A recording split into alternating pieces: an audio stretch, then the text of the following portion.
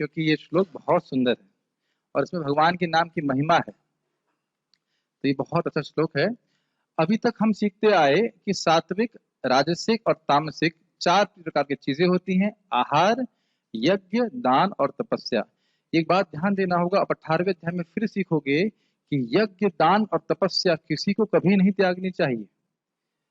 ये भी आप सीखेंगे 18वें अध्याय में। लेकिन इसलिए, और आहार तो त्यागने का मतलब ही नहीं है, आहार त्यागने का मतलब नहीं है, और यज्ञ, दान, तपस्या त्यागनी नहीं चाहिए, मतलब चारों चीजें करनी ही है व्यक्ति को।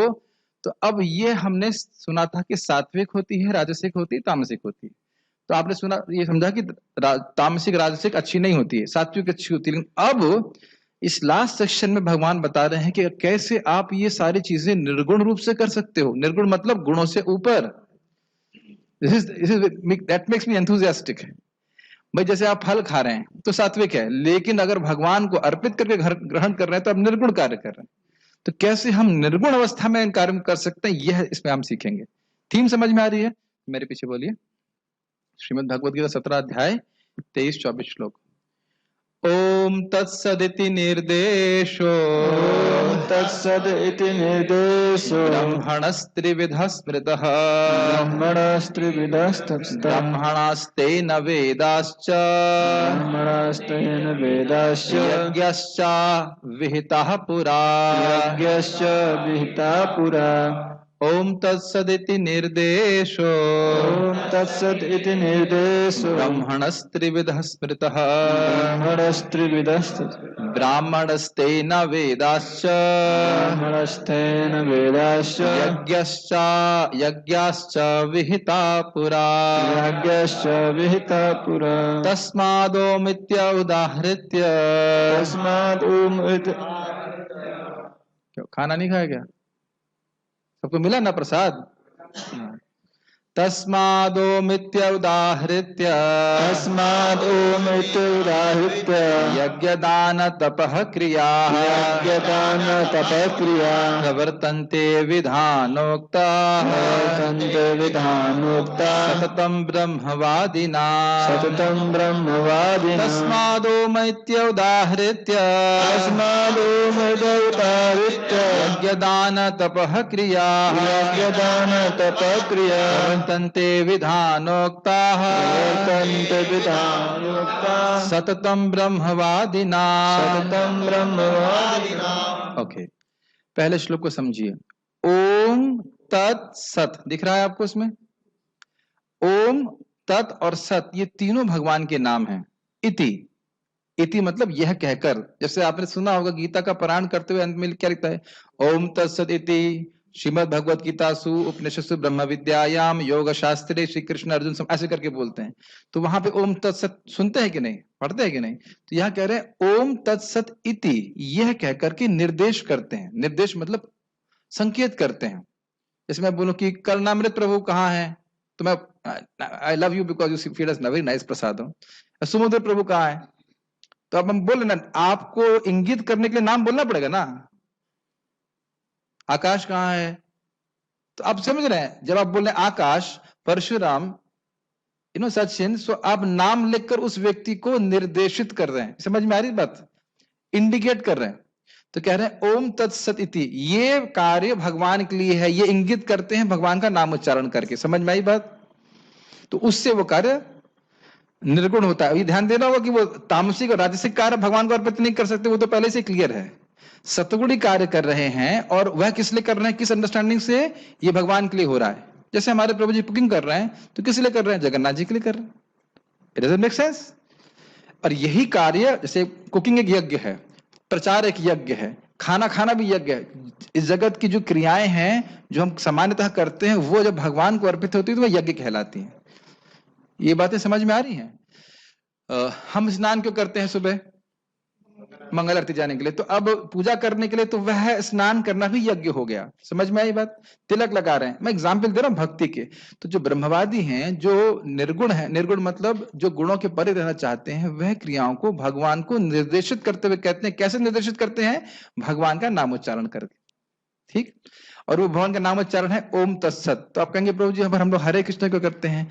देखिए, एक शब्द होता है उपलक्षण। उपलक्षण का मतलब है ओम तत्सत, ये भगवान का नाम है, लेकिन यही भगवान का नाम नहीं है। भगवान के अनंत नाम है, तो हम लोग हरे कृष्ण मंत्र जप करते हैं।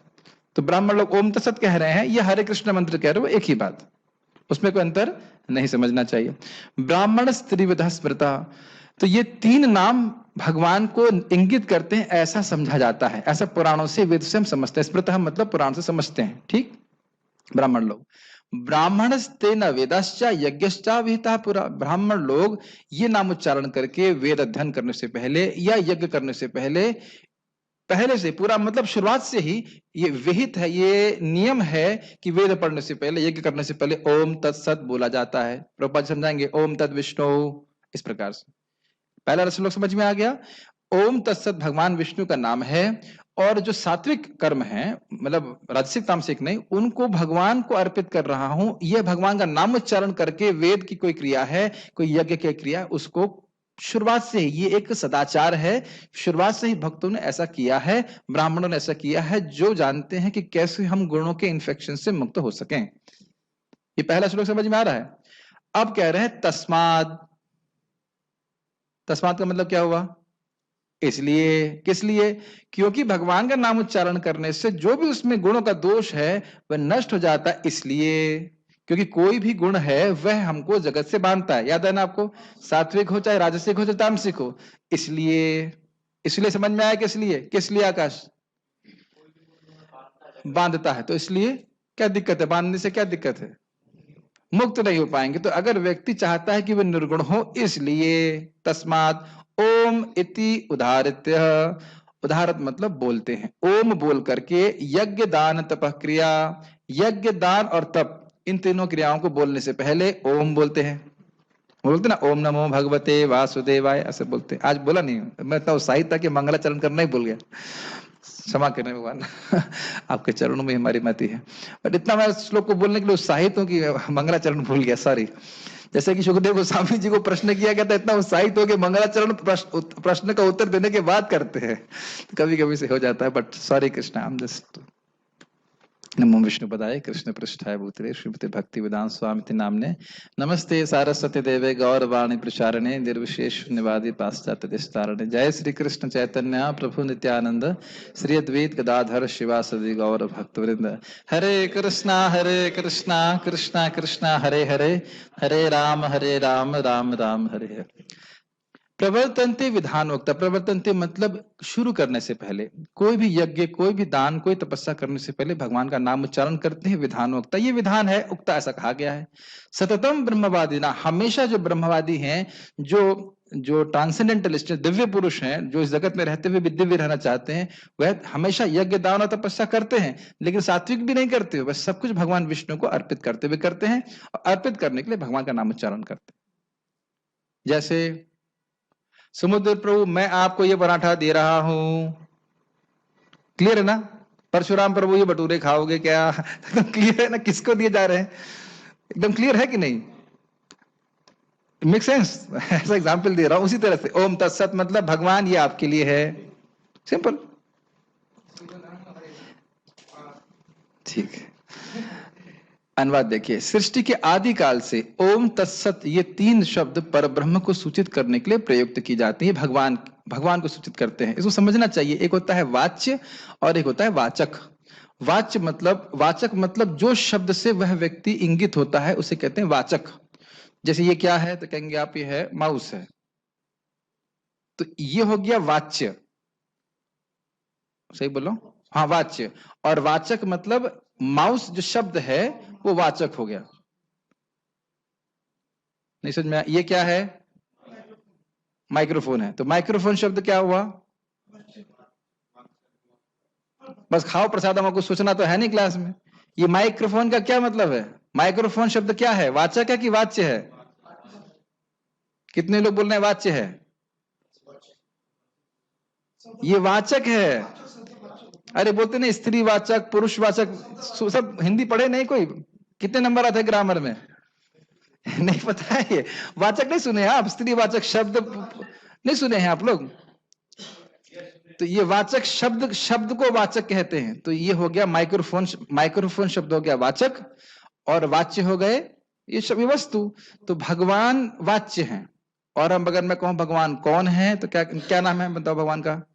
कृष्ण, विष्णु, राम, मुकुंद, ये सब उनके वाचक नाम हुए। तो इस जगत में हम वाच्य और वाचक में भेद देखते हैं। ये माइक्रोफोन का नाम माइक्रोफोन से अलग है, लेकिन वाच्यम वाचकमित्युदेति भवतो नाम स्वरूप द्वयम। भगवान के नाम के दो स्वरूप है, एक वाच्य यानी भगवान स्वयं, और वाचक यानी भगवान का नाम। ये श्री रूप गोस्वामी पाद बोल रहे हैं। तो यह जो ओम तत्सत जब बोल रहे हैं तो स्वयं भगवान को इनकी प्रेजेंस को इन्वोक कर रहे हैं।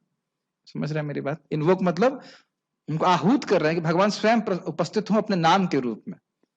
ठीक है, तो ये सूचित करने के लिए प्रयुक्त की जाते हैं ओम तत्सत। ओम भी, तत् भी और सत भी, तीनों ही भगवान के नाम हैं। जैसे हरे कृष्ण और राम ये तीनों भगवान के नाम हैं, ऐसे ही ओम तत् सत ये तीनों भगवान के नाम हैं। ये तीनों सांकेतिक अभिव्यक्तियां ब्राह्मणों द्वारा वैदिक मंत्रों का उच्चारण करते समय तथा ब्रह्म को संतुष्ट करने के लिए यज्ञों के समय प्रयुक्त होती थीं। समझ में आ रहा है? अभिव्यक्तियां मतलब वही वाचक शब्द बोले जाते भगवान का नाम, मतलब भगवान ही आपके लिए है। और आपका नाम उच्चारण करके हमसे स्वाभाविक है, हमसे कुछ ना कुछ गलती हो गई होगी, तो आपका नाम उच्चारण करते हैं तो भगवान उस यज्ञ को स्वीकार करते हैं और संतुष्ट हो जाते हैं। ये बात अभी टीका में आप पढ़ेंगे। अतएव योगी जन ब्रह्म की प्राप्ति के लिए शास्त्रीय विधि के अनुसार यज्ञ, दान और तप की समस्त क्रियाओं का शुभारंभ सदैव ओम से करते हैं। ये समझ में आ गया? ब्रह्म की प्राप्ति मतलब ब्रह्म कौन है? वो भगवान कृष्ण है। तो वही समझना चाहिए, ब्रह्म मतलब निर्विशेष ब्रह्म की बात नहीं हो रही। ब्रह्म मतलब कृष्ण की चरणों की प्राप्ति करने के लिए जो ब्रह्मवादी हैं, जो भक्त हैं, वह ओम उच्चारण करते हैं, भगवान का नाम उच्चारण करते हैं। ठीक, आगे बढ़ते हैं। गीता भूषण टीका। तो इस प्रकार यज्ञ, तप, दान के 3 गुणों के अनुसार प्रकारों को कहकर जो सात्विक हैं उनको उपादेय और जो राजसिक व तामसिक हैं उनको हेय दर्शित किया गया। उपादेय का मतलब बहुत अच्छी बात है, उसको स्वीकार करना चाहिए। हेय का मतलब निम्न है, इसको नहीं चाहिए। कल बात कर रहा था ना कि जब हम तामसिक और राजसिक के बारे में सुनते हैं तो फिर हम क्या सोचते हैं? ये तो बहुत खराब चीज है, ये नहीं चाहिए। और सात्विक के बारे में सुनते हैं तो क्या सोचते हैं? ये चाहिए। भले ही हम तामसिक हो, लेकिन फिर भी अगर हम सुनते हैं उसके बारे में तो फिर व्यक्ति को होना। जैसे कल एक माता जी मुझे बाद में मैसेज करी, प्रभु जी आपने बोला कि तुम इस्तेमाल नहीं करना चाहिए, लेकिन अब मैं अपने बहनों को और भाइयों को आप बोलूंगी तो सब मुझे पे हंसेंगे। तो समझ में तो आया ना कि सम्मान देना एक अच्छी बात है। सुनेगा ही नहीं तो व्यक्ति क्या बोलेगा? तू तलाक करेगा। तो मैंने कहा भाई ठीक है, अगर अपने मतलब समान उम्र की बहन है या छोटी बहन है तो आप तुम बोलिए, लेकिन कम से कम तू तो मत बोलिए। ठीक है, तुम बोल सकते हैं, तुम चल जाएगा, इतना बुरा नहीं है, लेकिन बाहर के व्यक्तियों को तो आप बोलना चाहिए ना। लेकिन हमारा कल्टीवेशन यही होना चाहिए भक्तों का कि चाहे छोटा भक्त हो चाहे बड़ा हो, हमेशा आप ही बोलना चाहिए। मैं खाली बोल रहा हूँ, सुनेगा तब तो समझ में आएगी कि अच्छा क्या है। सुनेगा नहीं तो सोचेगा मैं तो सबसे अच्छा व्यक्ति हूँ। तो यही बात बोल रहे हैं कि राजसिक और तामसिक वृत्तियों को हे प्रदर्शित किया गया, खराब है, ये है हमारे कल्याण के लिए नहीं है। भले ही हम उन प्रवृत्तियों से प्रभावित हैं, बट हम इच्छा करेंगे कि हम सात्विक हो, कम से कम सात्विक हो। और अब आप कैसे देख रहे हो? अच्छा, सात्विक से भी ऊपर कोई स्थिति है तो हम निर्गुण कैसे हो सकते हैं? क्या मन में नहीं आ रहा आप लोगों के बाबू? तो इसलिए सुनने का बड़ा प्रभाव होता है भगवत गीता से, साक्षात भगवान से सुन रहे हैं हम लोग। अब भगवान कह रहे हैं कि सात्विक अधिकारियों के द्वारा जो यज्ञ, तप और दान किया जाता है वह भगवान विष्णु के नामों के उच्चारण के साथ होना चाहिए। ये बात मैंने समझाई आपको भी। ऐसा नहीं है कि हम कोई कहे कि मैं चाय भोग लगाऊंगा ओम तत्सत इति चायम इति, ऐसा नहीं चलेगा कि चाय और ओम तत्सत लेके भोग लगा दोगे। या कोई कहे कि और प्याज लहसुन की चीज बनाया उसने, प्याज का छौंका बना दिया, प्याज का सूप बनाया, उसके बाद ओम तत्सत भगवान विष्णु समर्पित करते, ये नहीं होगा। एकदम स्पष्ट समझ लेना चाहिए। तो राजसिक तामसिक चीजें भगवान को अर्पित नहीं कर सकते। हम पहले भी समझा चुके हैं कि बॉयल राइस है, इसको आप भगवान को अर्पित नहीं कर सकते हो। बॉयल राइस मतलब जिसको इस पे बड़ा कंफ्यूजन था, इसका मतलब है कि वो पहले ही बॉयल कर चुके हैं धान के संग, तो वह तामसिक होता है। और या फिर मशरूम को आप भगवान को भोग नहीं लगा सकते कि ओम तत्सत भगवान इसमें जो भी गलती है उसको माफ कर दीजिए और स्वीकार कर लीजिए। भगवान वो सब नहीं स्वीकार करते, मांस का कोई प्रश्न ही नहीं होता है। तो यहाँ पे क्या बात आप सीख रहे हैं?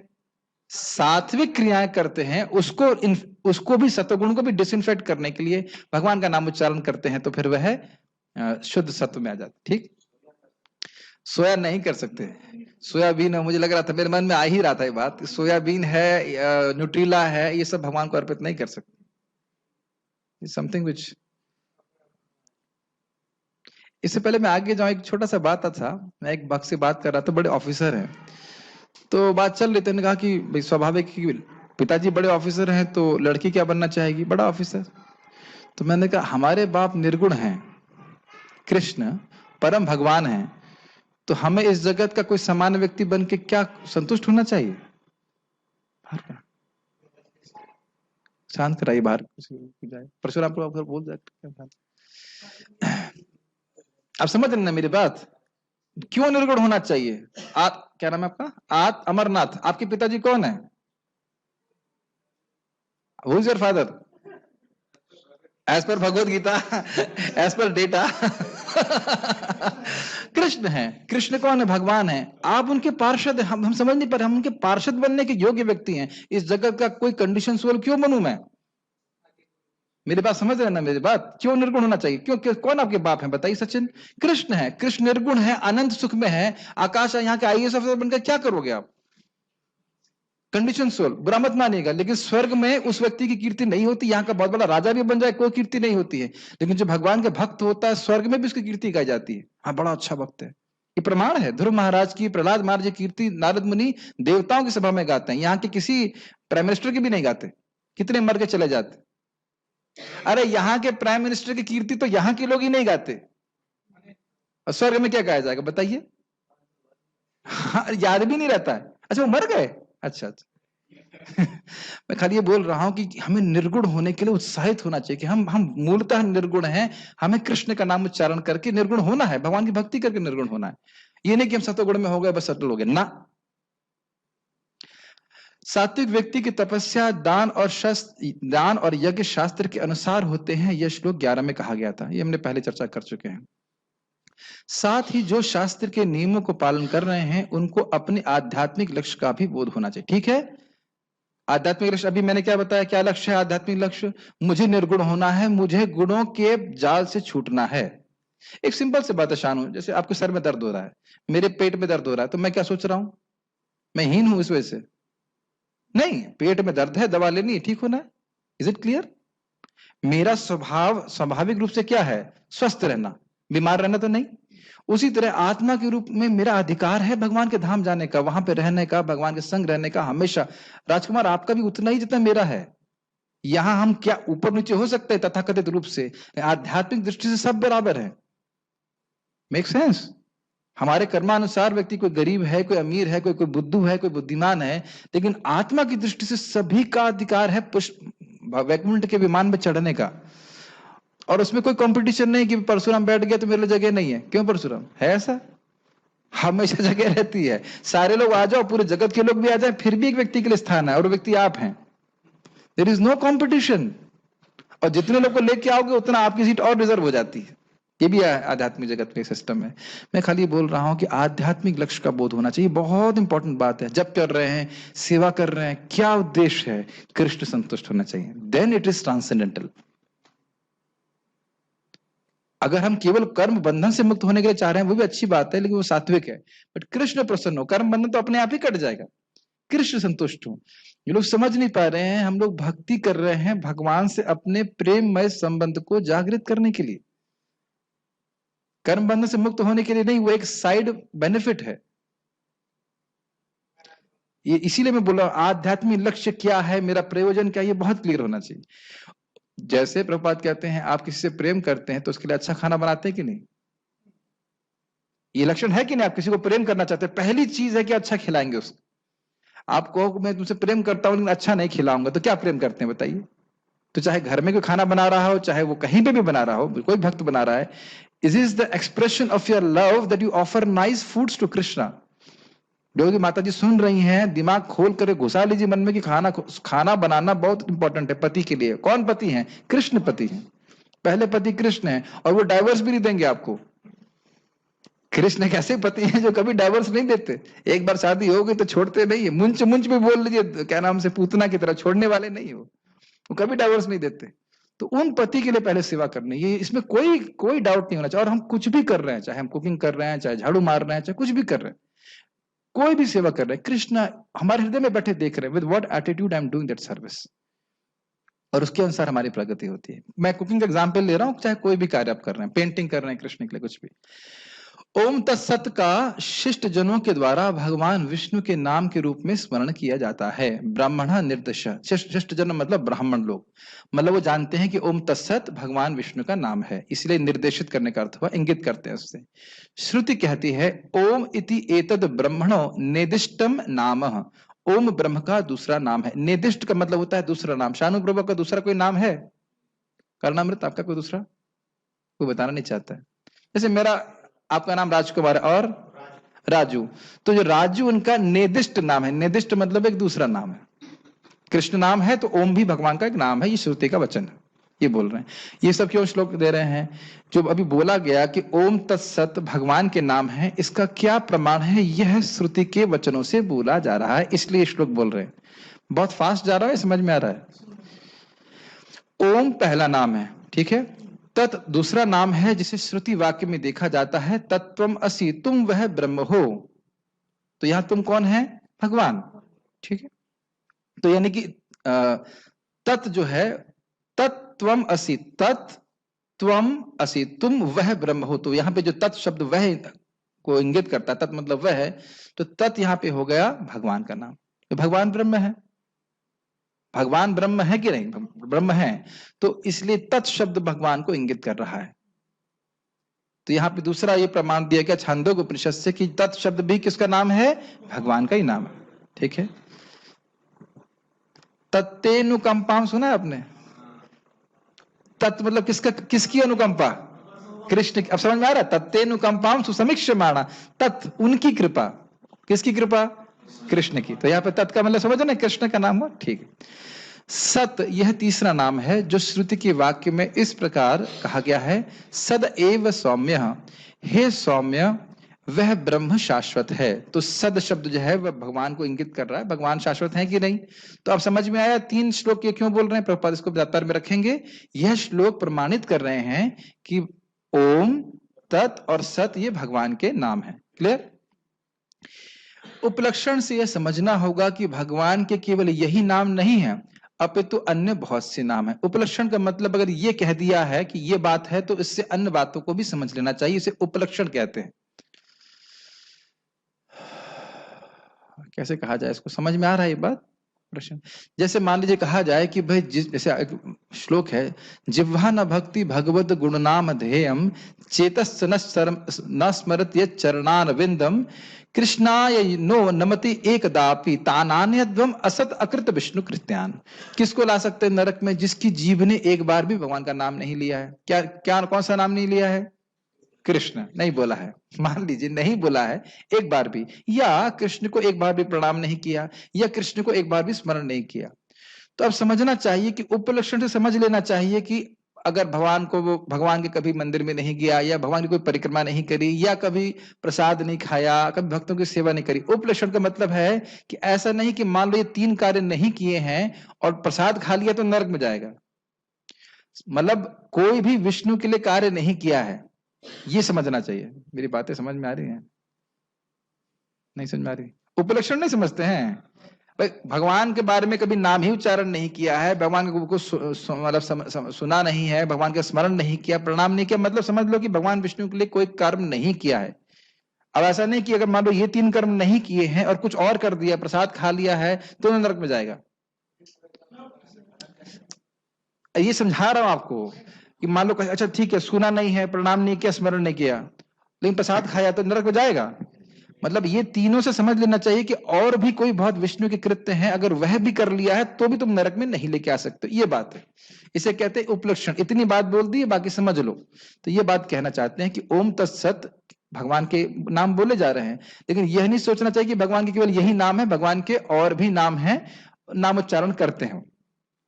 बहुत काल पूर्व चतुर्मुख ब्रह्मा जी के द्वारा इस ब्रह्म से, भगवान से, इन तीन शब्दों ओम तत्सत के रूप में ब्राह्मण, वेद और यज्ञ प्रकट किए गए थे, इसलिए ये शब्द महान प्रभावशाली हैं। ये बहुत गंभीर बात है, पूरी सृष्टि शब्द के द्वारा हुई है, ये समझते हैं? बहुत अद्भुत बात बोलते हैं, पूरी सृष्टि शब्द के द्वारा हुई है, और वो शब्द है ओम। अब इस पे बहुत व्याख्या मैं नहीं करना चाहता हूँ। गोपाल ताप ने उपनिषद में लिखा है, इसमें जीव भी है, इसमें भगवान भी है, और भगवान की तीनों शक्ति, भगवान की सारी शक्तियां हैं, बहुत शक्तिशाली है ओम। ओम के द्वारा उसी प्रकार से प्रभुपाद जी कहते हैं, देखो मैंने हरे कृष्ण मंत्र जपा, पूरा इस्कॉन संस्थान आ गया। और तो प्रभुपाद के कोई पैसे तो थे नहीं प्रभुपाद के पास। एक सूत्र बता रहा हूं जीवन में, अगर आप सफल होना चाहते हैं तो सुबह हरि नाम का जप बहुत तन्मयता से, बहुत अच्छे से करिए, और भगवत कृपा से जो जिस प्रकार से आप सेवा करना चाहते हो वो सारी व्यवस्था भगवान की कृपा से हो जाएगी। ये अपने जीवन में देख लीजिएगा। मैं अपने जीवन में यहाँ पे जितना मैं अनुभव किया हूं कि सुबह नाम जप करने वाला कोई भी मैनेजर कभी असफल नहीं हो सकता। कोई सेवा कर रहे हो आप, सुबह आपका 16 माला हो गया, आप जो लोग भी सुन रहे हैं, चाहे वो पढ़ाई कर रहे हो चाहे कुछ भी कर रहे हो, कभी असफल नहीं हो सकता। वो भगवान की कृपा से कुछ ना कुछ सब व्यवस्था हो जाएगी, आप देखिएगा। और जो व्यक्ति नहीं कर पाते थे वो हमेशा परेशान रहे और सेवा भी ठीक से नहीं कर पाए, उल्टी सेवा छोड़ भी देते। ये आप अनुभूत कर लीजिएगा। कृष्ण सब एकदम असीमित हैं, बस वो सब कुछ व्यवस्था कर लेंगे। यदि यज्ञ आदि के साथ इन नामों का उच्चारण होता है तो यह नाम यज्ञ आदि के किसी भी कर्म में यदि कोई दोष होता है तो उसकी पूर्ति करते हैं। कितना सुंदर बात है। केवल यज्ञ नहीं भाई साहब, पूरा दिन में हमने कुछ गलती करी है, सब माफ। जान अनजाने में कितने अपराध होते हैं, कितने पाप होते हैं। भगवान का नाम उच्चारण, हरे कृष्णा कृष्णा कृष्णा हरे हरे, हरे राम राम राम हरे हरे। बहुत सुंदर चैतन्य भागवत में तो भगवान आपका नाम उच्चारण करके करोड़ों करोड़ों अपराध नष्ट हो जाते हैं। श्रीवास ठाकुर इस बात को कहते हैं। तो जो व्यक्ति नामाश्रय नहीं करता उसके जीवन में कोई सफलता नहीं है, उसका जीवन ऐसे ही विफल है, दोषपूर्ण है। ठीक है। इन 3 नामों के उच्चारण से निश्चित रूप से फल प्राप्त होता है। बताइए कौन बोल रहा है? मेरी टीका है ना ये, मैं तो लिखी टीका है, श्रब आचार्यगण बता रहे हैं। आपके से आप कुकिंग कर रहे हैं, हो सकता है उसमें कुछ गलती हो जान अनजाने में, लेकिन भगवान का नाम उच्चारण करके भगवान को समर्पित करते हैं, भगवान स्वीकार कर लेते हैं। अब इसका मतलब ये नहीं कि जानबूझ से गलती करें, नमक गड़बड़ कर देंगे भगवान तो स्वीकार कर लेंगे, वो बात नहीं है। आप जानते हो एटीट्यूड ये है कि कुछ गलती हो सकती है, तो भगवान का नाम उच्चारण करते हैं तो उस यज्ञ में पूरी सफलता मिल जाती है। इस संबंध में बलि महाराज का प्रसंग बहुत अच्छा है। बलि महाराज को जब भगवान ने उनका 100वां यज्ञ, कौन सा यज्ञ था वो, अश्वमेध यज्ञ था, हाँ अश्वमेध यज्ञ को रोक दिया, तो फिर भगवान भी बड़े कौतुकी हैं, बलि महाराज को बांध करके नीचे भेज रहे हैं, और फिर शुक्राचार्य से पूछ रहे हैं, भाई देखो उनके यज्ञ में कुछ गड़बड़ हो गया, इनकम्प्लीट हो गया, तो कुछ बताइए पूरा कर दिया जाए। तो शुक्राचार्य जी के बड़ा अच्छा कहते हैं, भगवान जहां पे आपका नाम उच्चारण होता है वहीं सारे यज्ञ में सारे दोष पूरे हो जाते हैं। आप तो साक्षात यहाँ बैठे हो, तो क्या इसमें यज्ञ करने की पूर्ति करने की जरूरत है? मैं समझता हूँ उसके बाद भी फिर भी वह एक उपचार के लिए वह यज्ञ को पूरा करते हैं, इसलिए नहीं कि कोई मतलब उसमें अपूर्णता रह गई। ठीक है ना? तो निश्चित रूप से फल प्राप्त होता है भगवान का नाम उच्चारण करने से। अब आप ये सोचिए कि अगर आप नाम उच्चारण ही कर रहे हो तब उसमें दोष की क्या संभावना है? कोई यज्ञ कर रहे हो, कोई कर्म कर रहे हैं, कोई तपस्या कर रहे हैं, जहां उसमें नाम उच्चारण कर दिया तो पूरा फल दे देता है। तो नाम उच्चारण सांकेत्यम परिहासम स्थोभम येलना विवा अशेष वैकुंठ नाम ग्रहणम अशेष अगहरम विदो। जो विद्वान है वो जानते हैं कि सांकेत से हरि बोल ड्रामा कर रहा हूं, ये संकेत हुआ, संकेत में परिहासम हुआ। आ गए हरे कृष्ण वाले, देखो आ गए हरे कृष्ण वाले मजाक करने के लिए, या फिर स्तोभम हो रामा हो ऐसे करके लोग गाते, रामा गाते। और हेलेनम हरे कृष्ण कृष्ण कृष्ण हरे हरे, हरे राम राम राम हरे हरे। ये क्या है, आज खाना क्या बनेगा? हरे कृष्ण कृष्ण हरे हरे, हरे राम राम। इसने मुझे ऐसा बोल दिया, हरे कृष्ण, मतलब ध्यान कहीं पूरी और है। तो भी विद्वान जन जानते हैं कि अशेष अघहरम विदु, अशेष का मतलब असीमित, असंख्य पाप नष्ट हो जाते हैं। तो सोचिए कि भगवान का नाम उच्चारण कितना। आप ये भी जानते हो, जीव गोस्वामी पाद की टीका है, आप ठाकुर जी की पूजा कर रहे हैं तो भी नाम उच्चारण करना चाहिए, उसमें कोई अपराध बनता है वह नष्ट हो जाता है। समझ रहे मेरी बात? तो नाम उच्चारण के बिना ना कोई वैदिक कर्मकांड ना कोई भक्ति पूर्ण हो ही नहीं सकती। आप समझ रहे हैं? इसलिए मैं उतना क्यों उत्साहित था। All about glories of chanting Hare Krishna.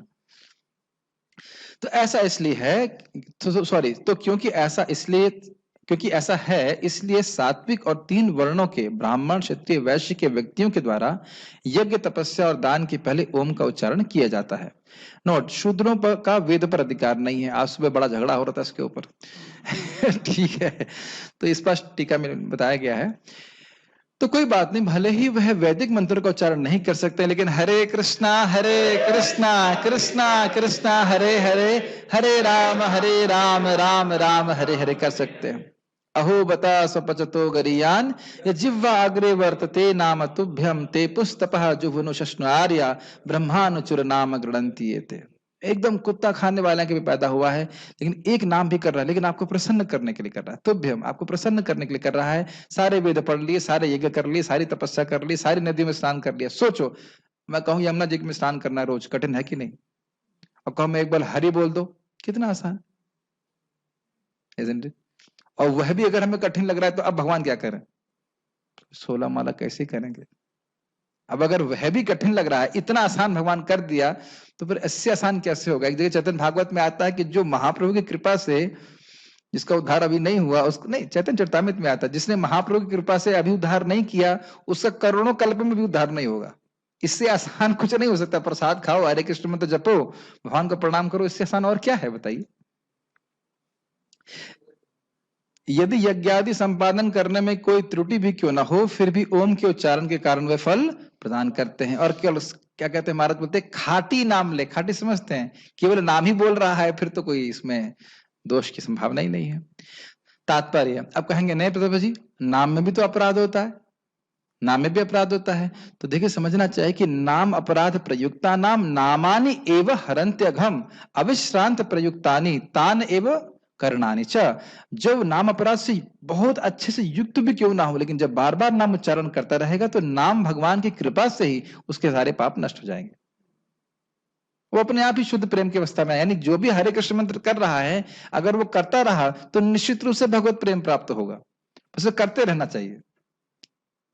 अब मैं ये नहीं कह रहा हूं कि इस जन्म में मिलेगा, लेकिन मिलेगा जरूर। अच्छा, 200 साल में शानू अगर कृष्ण प्रेम मिल जाए तो कोई दिक्कत है आपको? 200 साल तो बहुत कम है, 200 साल में तो कोई दिक्कत नहीं।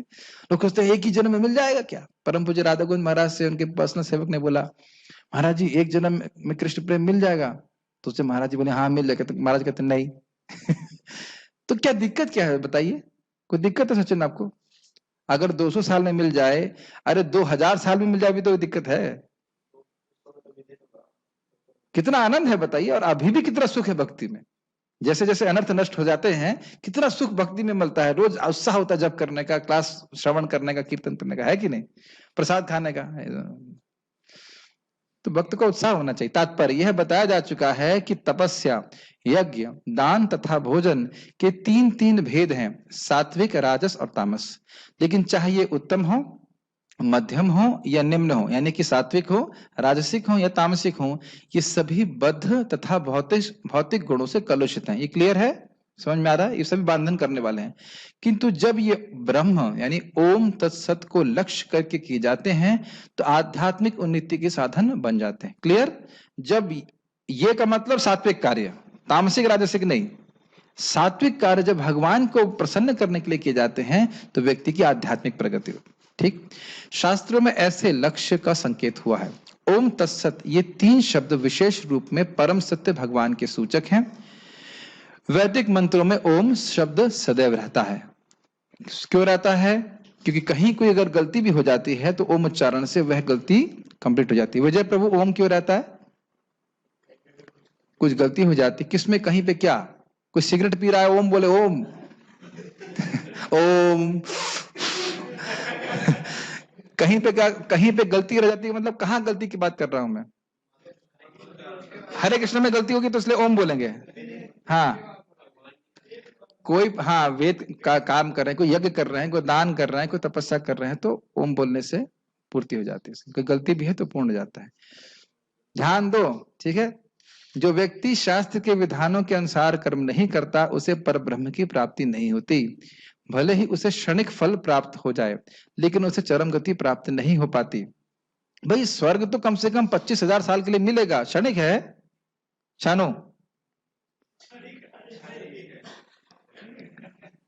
स्वर्ग अगर हमको 25,000, क्यों धीरज प्रभु, अगर 50,000 साल के लिए मिल जाए आपको स्वर्ग तो क्षणिक है, क्षणिक है। सब ब्रह्मज्ञानी हो गए। यस, नहीं, नीचे आने वाली बात नहीं है। अनादि काल में आप देखेंगे तो ब्रह्मा जी की आयु ऐसी है, ऐसी मतलब एकदम स्पार्क, ब्रह्मा जी स्वयं बोलते हैं, भगवान महाविष्णु का एक प्राणायाम खत्म, और उसमें स्वर्ग कहाँ रह गया बताइए। इसीलिए बार बार सुन करके भगवान की भक्ति कभी भौतिक चीजों के लिए नहीं करनी चाहिए। कर सकते हो, कोई आपत्ति नहीं है, लेकिन वो ऐसा ही हुआ कि आकाश आपको आईएएस बना देता हूं 1 सेकंड के लिए। हाँ, अब इस पहली लाइन तो अच्छी लग रही थी, लेकिन नेक्स्ट लाइन तो अच्छी नहीं लगी ना 1 सेकंड के लिए। अरे छोड़िए, क्या 1 सेकंड में। इसीलिए भौतिक चीजों के लिए भगवान के पास जाना ये कोई बहुत बुद्धिमत्ता नहीं है, लेकिन भगवान के पास गया है ये बुद्धिमत्ता है। We may approach lord Vishnu for wrong reasons, but you approach the right person. भगवान विष्णु के पास गए तो सही आदमी के पास, गलत कारण से भी जाएंगे तो भी दिक्कत है, क्योंकि वो कारण को सही कर देंगे। लेकिन अच्छा होगा कि हम भगवान विष्णु की प्रसन्नता के लिए करें, कृष्ण की प्रसन्नता के लिए करें।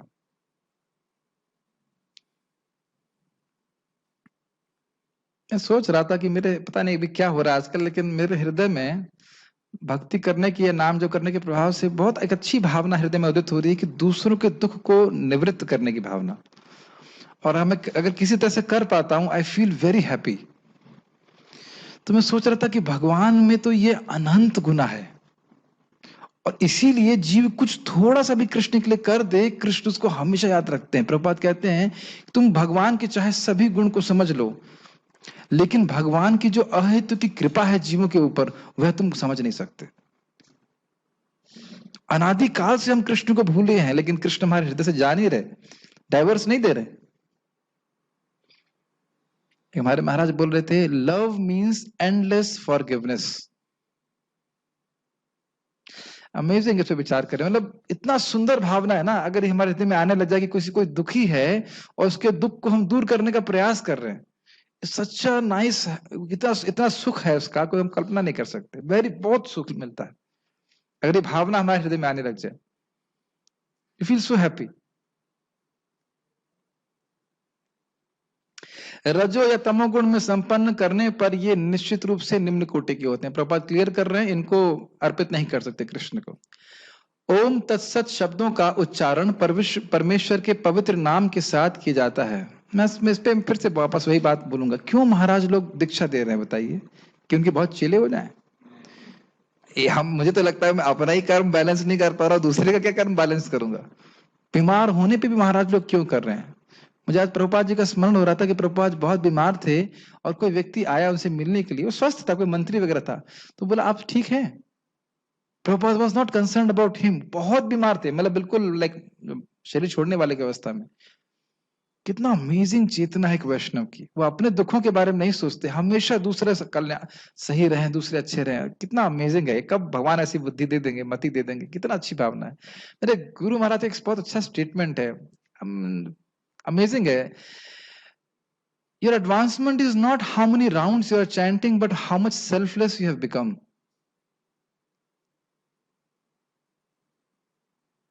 कुछ लोग शायद स्वीकार नहीं करेंगे, लेकिन केवल कितने माला कर रहे हैं यही हमारी प्रकृति का लक्षण नहीं, बल्कि हम कितने निस्वार्थ हुए हैं ये प्रकृति का लक्षण। मैं नहीं कह रहा हूं कि माला मत करो या माला मत बढ़ाओ, माला करने से ये भावना आएगी, but how much we are thinking about others unhappiness. And मैं अब थोड़ा ड्रिफ्ट करने लग गया, मैं वापस पे आ जाता हूँ। पॉइंट इज दैट कि ये सब बहुत अच्छे गुण हैं जो वैष्णव के होते हैं, भगवान के होते हैं।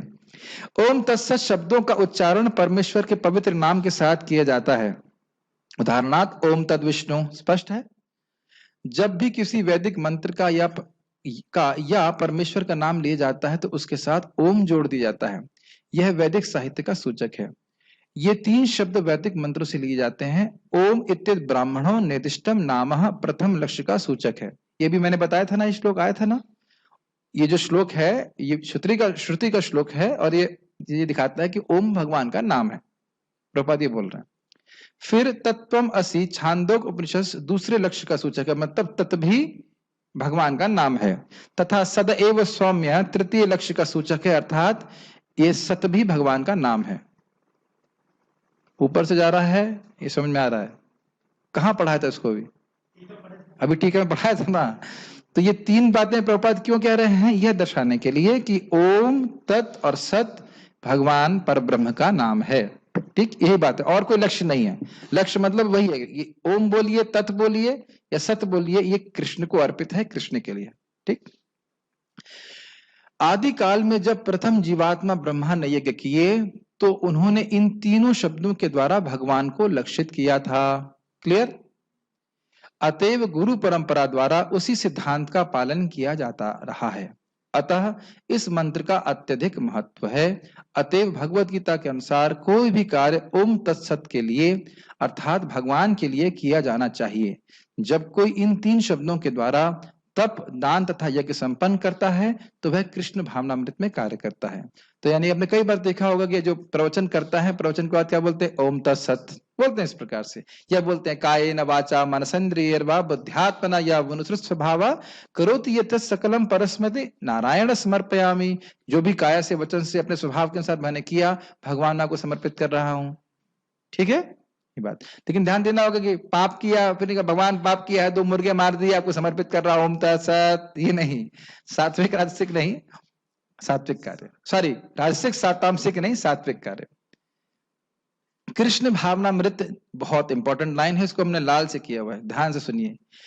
कृष्ण भावनामृत दिव्य कार्यों का वैज्ञानिक कार्यान्वयन है जिससे मनुष्य भगवत धाम वापस जा सके। Krishna consciousness is the execution of, is a scientific execution of, ऐसे कुछ लिखा है ना? What is written there in that Amarnath Prabhu? Krishna consciousness is a scientific execution of activities which will lead a person back home, back to Godhead, ऐसे कुछ लिखा होगा। तो ये मुझे आज भी याद है, अब इस पर हम विचार करेंगे। साइंस में हम क्या देखते हैं? थ्योरी होती कि नहीं? H2O केमिस्ट्री पढ़े होंगे, पानी कैसे बनाते हैं? H2 plus 2O2 is equals to 2H2O, ये है ना? तो ये थ्योरी पढ़ी आपने। उसके बाद इस थ्योरी को लेकर के आप गए प्रयोगशाला में और आपने हाइड्रोजन लिया और ऑक्सीजन लिया और मिलाया, तो क्या मिला? नींबू जूस। अरे क्या जरूरी है पानी निकले?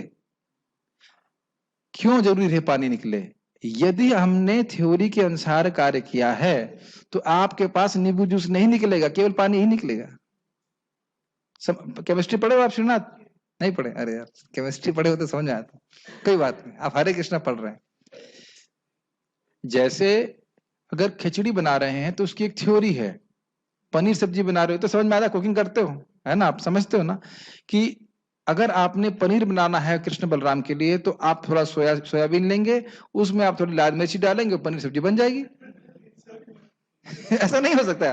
तो कुकिंग भी एक विज्ञान है कि नहीं? एक थ्योरी है, आप इतने में इसमें टमाटर डालेंगे, इसमें घी डालेंगे, उसके अनुसार फिर टेस्ट आएगा, है कि नहीं? हलवा का सब ये साइंस कहते हैं। ऐसा नहीं, थ्योरी, एक्सपेरिमेंट और रिजल्ट ये सब मैच करने चाहिए। अब यहां पे क्या कह रहे हैं प्रभुपाद? कृष्ण भावनामृत पे थ्योरी क्या है? अन्याभिलाषिता शून्यम ज्ञान कर्माद्यनावृतम आनुकूल्येन कृष्णानुशीलनम भक्तिर उत्तमा। इसकी थ्योरी है, इसको बड़े से समझ लीजिए।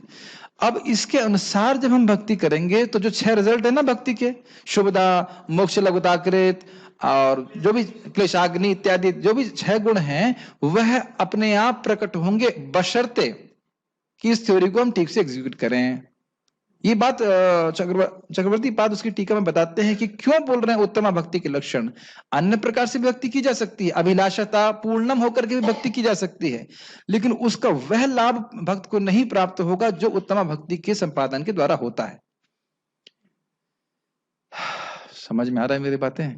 जब हम कृष्ण की प्रसन्नता के लिए ही कार्य करते हैं मन से, वचन से, कर्म से, और उसके बदले में कुछ भौतिक नहीं मांगते हैं, वो उत्तमा भक्ति, मोटा मोटा बोल रहा हूं। और उसके संपादन से आप तुरंत अपने चित्त में दिव्य गुणों का प्रकाशन देखेंगे। हर बार लोग बोलते हैं काम कैसे जाए, क्रोध कैसे जाए, ये कैसे जाए, वो कैसे जाए। अभिधेय भगवान की भक्ति और सर्वश्रेष्ठ अभिधेय है भगवान की उत्तमा भक्ति, और वह हम अशुद्ध अवस्था में भी कर सकते हैं। अशुद्ध अवस्था में कर सकते हैं। साधन शुद्ध है, मैं अशुद्ध हूं। पानी शुद्ध है, मैं गंदा हूं। पानी गंदे से हम नहीं सफाई होंगी। तो हम समझें कि मैं भगवान का दास हूं, भौतिक वस्तुओं से मैं कभी संतुष्ट नहीं सकता। जो भी कर रहे हैं, हम गीता का प्रवचन कर रहे हैं, भगवान के लिए कुकिंग कर रहे हैं, वैष्णव की सेवा कर रहे हैं, कृष्ण आप संतुष्ट हो जाए। ये बात जब कर रहे हैं, इट इज फॉर कृष्णा, ये बात समझना बहुत जरूरी है। यही बात इस श्लोक में सीख रहे हैं ना, ओम तत्सत का मतलब क्या है? ये भगवान के लिए है ना। जैसे आपको वो पता है ना, पूरा पास्ट टाइम नहीं सुनाऊंगा, वो याद है ना, एक छोटा ब्राह्मण था, एक बड़ा ब्राह्मण था, चैतन्य चरितामृत में आता है।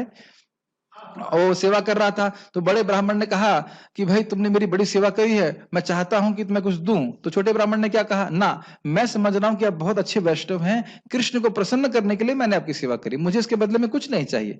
फिर भी वो कहता नहीं, मैं अपनी बेटी तुमको दूंगा, मैं खाली इतनी बात पकड़ रहा हूं। तो यानी उसको वह सचेत था कि वह क्या कार्य, वह क्यों कर रहा है।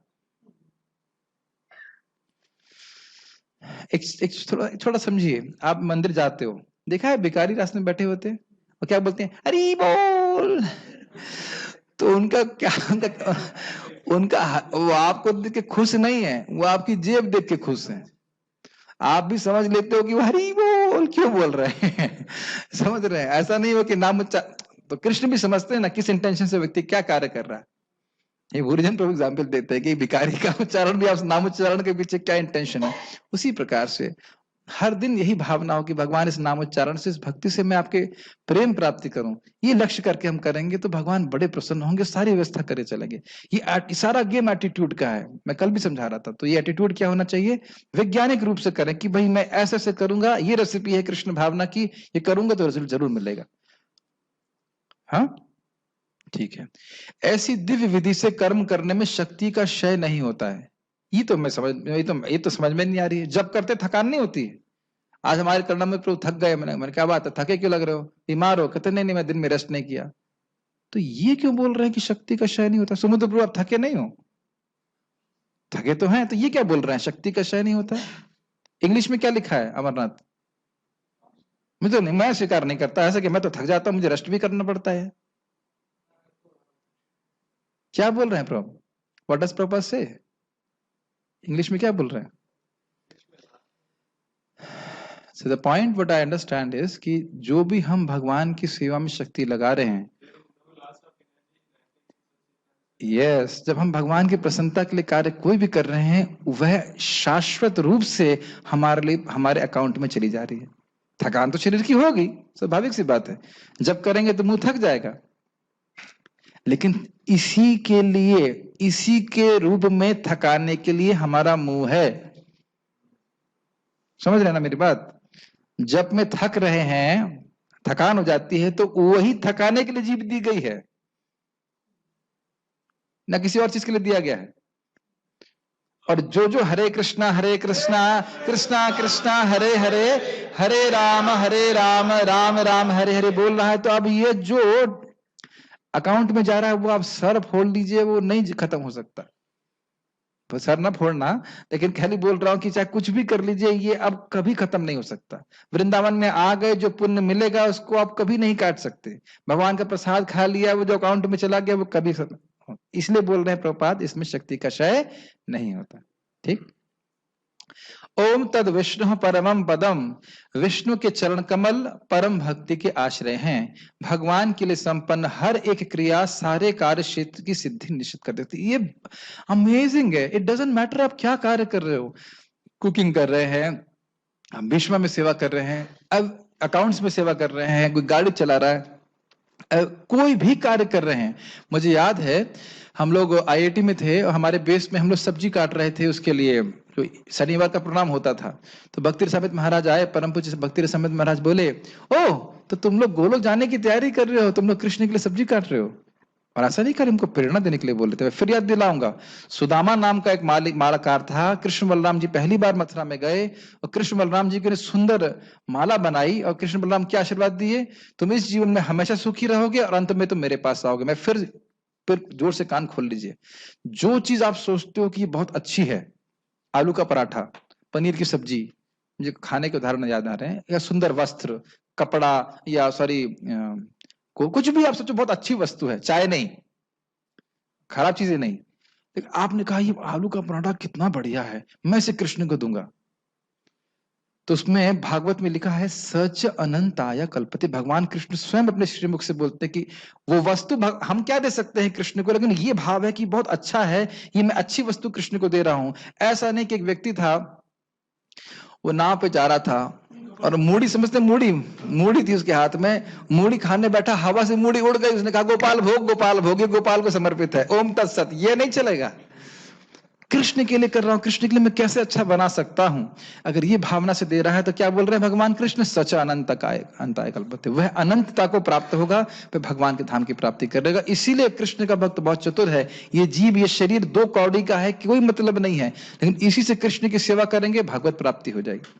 तो आज श्लोक में क्या सीख रहे हैं, जो सात्विक कर्म है, जो ब्रह्मवादी हैं, वह भगवान का नामोच्चारण करके, भगवान को लक्षित करके यह समझते हो कि ये कर्म कृष्ण के लिए है, वह करते हैं। कोई प्रश्न है किसी भक्त का तो हम ले सकते हैं। हाँ, पता नहीं, काफी सारे प्रश्न आ रहे हैं। ओके, अरे भगवान का नाम उच्चारण करने से तो भगवान अपने आप को कृतार्थ महसूस करते हैं। चैतन्य चरितामृत तो श्लोक अभी याद नहीं है, ढूंढ के बताऊंगा। महाप्रभु गडरिया, गडरिया समझते हैं, जो गाय वाय भेड़ चराते हैं, उनसे हरि नाम सुनते तो कहते कृतार्थ होइला आमी, मैं कृतार्थ हो गया। ये महाप्रभु का भाव है। राधा रानी प्रभुपाद का स्टेटमेंट है, तुम कितने भी पतित क्यों ना हो, अगर तुम हरे कृष्णा कृष्णा कृष्णा हरे हरे, हरे राम राम राम हरे हरे बोलोगे तो श्रीमती राधा रानी के भाव बहुत अच्छा बच्चा है। अमरनाथ बहुत अच्छा है, क्यों? क्योंकि हरे कृष्ण मंत्र बोलता है। ये बातें सुन करके हमें जीवन धारण करना है, चाहे हम कितने भी खराब हो। आप प्लीज सोचिए, आप खराब नहीं हो, यहाँ पे कोई व्यक्ति खराब नहीं है, प्लीज, आप में से कोई भी खराब नहीं है, ये केवल ऊपर की मलाई है। दूध में मलाई जमती है ना, और क्या कहते हैं, अनर्थ उपशमो साक्षात भक्ति योगम अधोक्षजे लोकस्य जानतो विद्वांस चाक्रे सात्वत संहिताम। ये जो काम क्रोध है ना, ये मलाई की तरह है, अंदर तो दूध है, अमृत है। जीव हमेशा शुद्ध है। कृपया अपने अनर्थों से, अपनी परेशानियों से परेशान मत होइए। हरे कृष्ण मंत्र करेंगे, भक्ति करेंगे, कालांतर में भगवान सब कुछ ठीक कर देंगे। कोई आदमी गड़बड़ नहीं है, केवल हरि नाम भक्ति करता रहे तो शुद्ध हो जाएगा। ठीक है, कहना है साउंड इज गेटिंग डिसरप्टेड। अब तो क्लास खत्म हो गई, साउंड नहीं आ रहा था ठीक से। ठीक है, अच्छा कहाँ थे हम लोग? सोयाबीन न्यूट्रिला खाएं या नहीं? अब देखिए, बात यह है कि जब हम सोयाबीन न्यूट्रिला को भगवान को अर्पित नहीं कर सकते तो क्या हमको भोग खाना चाहिए? सिंपल सी बात है। इसीलिए लोग गीता क्लास में शायद सुनना पसंद नहीं करते, क्योंकि जो हमारे अनर्थ है उन्हीं पे कुठाराघात हो। जैसे मैं सही बता रहा हूं, मुझको मसूर बहुत पसंद है, मेरी माता जी जानती हैं, मसूर दाल, लेकिन हमें छोड़ना पड़ा क्योंकि भगवान को अर्पित नहीं कर सकते। तो जो चीज अपने लिए प्रिय है लेकिन कृष्ण को अर्पित नहीं कर सकते, छोड़ दें तो प्रभु जी कमजोरी आ जाएगी। ऐसा कुछ नहीं कि सोयाबीन खाने वाले ही सब पक्के हो रहे हैं। पंचतत्व महामंत्र से हरे कृष्ण मंत्र में अगर त्रुटि हो तो ठीक हो जाती है। हाँ सही कह रहे हैं। पुरुषोत्तम मास एंड कब हो रहा है गुरु जी? कल। एंड करने के रूल्स बताइए। कोई रूल नहीं है, हरे कृष्ण मंत्र जो जब कर रहे हो करते रहिए, उसमें क्या है, उसको एंड नहीं करना है। आज यूट्यूब पर नहीं आया लेक्चर, क्या करूं, मैं उसका कंट्रोलर नहीं हूं। भिक्षा और दान में क्या अंतर है? भिक्षा और दान में क्या अंतर है? देखिए, हमने दान के बारे में बड़ा स्पष्ट सुना था। दान किस भावना से देना चाहिए? सत्कृत, सत्कार की भावना से। कोई सन्यासी भिक्षा मांग भी सकते हैं, भिक्षा मांगी जाती है, दान मांगा भी जाता है, ये बात नहीं है, लेकिन वह व्यक्ति ज्ञान और तपस्या के द्वारा दोनों उसको सहायता करने वाला होना चाहिए। दान दिया जाता है, भिक्षा दी जाती है, की बात है, मुझे तो अंतर नहीं महसूस हो रहा, अभी तो कोई अंतर नहीं याद आ रहा। और कोई प्रश्न है? यूट्यूब पे तो आज नहीं हुआ है तो इसलिए उसमें उत्तर नहीं होगा। Any other questions from your side? मसूर दाल क्या भोग नहीं लगाया जाता? नहीं, वो तमोगुण में होती है। और क्या प्रश्न है? मुझे तो नहीं दिख रहा इसमें। नहीं, क्या प्रश्न आपको दिख रहा है तो बताइए, मुझे कुछ दिखाई नहीं पड़ रहा है ना। किसी ने मुझसे बोला था कैरट्स और चुकंदर भी राजसिक है। थोड़ा जोर से बोलिए। कैरट्स और चुकंदर भी राजसिक है? जिसने बोला था उसको बोलिए भाई शास्त्र के अनुसार बता दे। चुकंदर कैरेट भी राजसिक है, पता नहीं। मैंने तो प्रभुपाद जी से हमने कभी इससे नहीं सुना है। मसूर दाल के बारे में भक्तों से सुना है तो वो मना किया। गाजर का हलवा तो खूब बनता है, भक्त बनाते हैं और ऑफरिंग होता है, चुकंदर भी बनता है। ऐसा सभी कुछ बोलते रहेंगे इस प्रकार से, ये है वो है। हमने सुना था गुड़ अपने आप में राजसिक है, लेकिन गुड़ को आप दूध में मिला के खा सकते हैं, दूध के संग खा सकते हैं, तो उतना कोई दिक्कत नहीं। ठीक है, मेन बात आज का विषय नहीं था कि राजसिक तामसिक क्या है, मेन बात यह है कि किस प्रकार से भगवान को अर्पित करना है, भगवान के लिए कर रहा हूं, ये बात ध्यान रखें। So we shall end here. We'll start our English class. Those who want to attend, they can attend.